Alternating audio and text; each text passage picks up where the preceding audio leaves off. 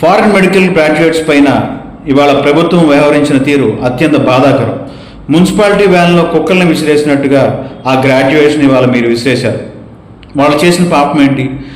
మీరు విద్యార్హత కల్పించలేదు కాబట్టి, ఇక్కడ మెడికల్ కాలేజీలలో సీట్లు కల్పించలేదు కాబట్టి పక్క దేశాలకు వెళ్ళి వాళ్ళ కుటుంబ సభ్యులకు దూరంగా బతుకుతూ 5 ఏళ్ల పాటు శ్రమించి వాళ్ళు మెడిసిన్ పూర్తి చేసుకుని ఇక్కడికి వచ్చి ఇంటర్న్షిప్ చేసి మా కంప్లీషన్ సర్టిఫికేట్ మాకు ఇవ్వండి, మేము ఎంట్రన్స్ ఎగ్జామ్ రాసి వచ్చాం, మేము అర్హులం, మాకు పర్మనెంట్ రిజిస్ట్రేషన్ ఇవ్వమని అడిగితే వాళ్ళని మీ చుట్టూ తిప్పుకుంటున్నారు.